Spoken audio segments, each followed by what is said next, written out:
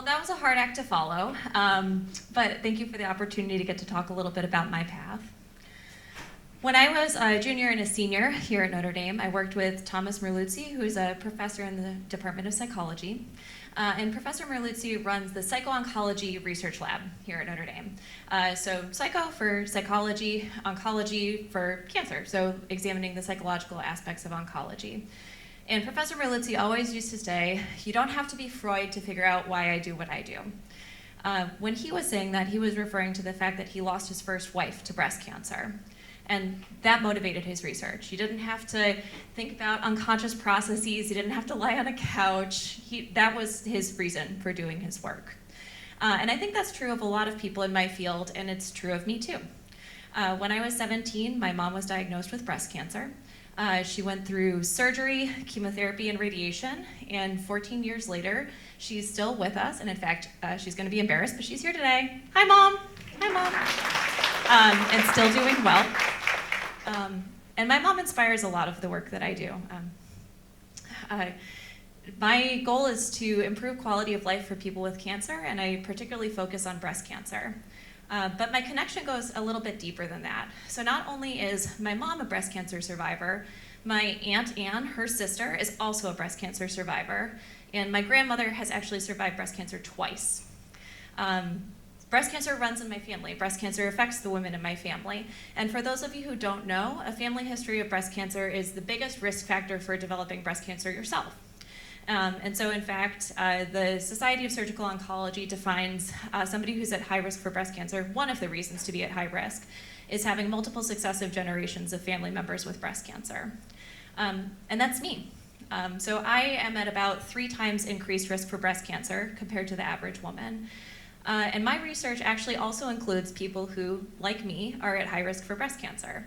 So I'm really interested in how people live with that risk hanging over their heads and how people make decisions about risk management. So thinking about this, you might say, oh, well, of course, looking at her family history, no wonder she does research in breast cancer and quality of life.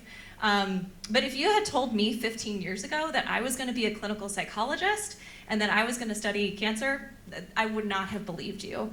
I wanted to be a diplomat. I wanted to focus on international relations. And actually, my first interaction with Notre Dame was through a summer Global Studies Institute, where we were talking about Sunni-Shiite relations in the Middle East. So a far cry from what I do today. When I showed up on campus, I wanted to be a political science major. But there was just one monkey wrench. No offense to any political scientists in the room, but I hated my poli-sci classes.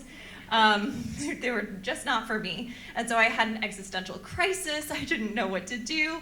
And I went to talk to a professor of psychology, not Professor Merluzzi, a professor who shall remain nameless, who told me to just declare a psychology major, and if I don't like it, I can always drop it later. So I did, but after one class, I was hooked.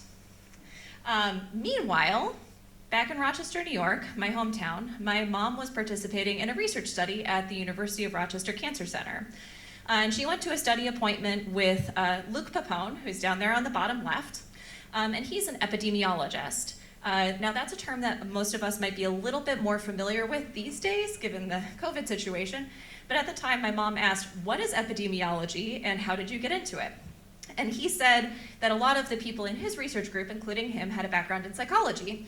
And my mom said, oh, how funny. I have a daughter who's a psychology major and is looking for a summer internship. So thanks, Mom, for doing my networking for me. But they connected me with Dr. Gary Morrow, who's down there on the bottom right. And if you look really closely at that picture in the background, you might notice that there's a quilt that has Notre Dame stuff on it. Well, it turns out that Dr. Morrow is also a Notre Dame alum. So I met with him. We set up a meeting over spring break when I was back in Rochester. We talked a little bit about my time on campus. He reminisced about his time on campus. And I walked out of there with an offer for a summer internship. And I don't want to say that it was because of the Notre Dame connection, but it certainly helped me get my foot in the door. And that summer internship changed my life. And it really springboarded me into my graduate studies. I got a PhD in clinical psychology at the Ohio State University, where most of my research focused on cancer, and my dissertation focused on decision-making among women who are at high risk for breast cancer. Today, I'm an assistant professor of oncology at Georgetown University. It's a little weird to be a psychologist in an oncology department, but it feels like a good home for me given my research. I started there in May of last year. If you can avoid moving and starting a new job in the middle of a pandemic, I would recommend it. It's been a very strange time, but I really enjoy the work that I do there. And my work really has 3 pillars.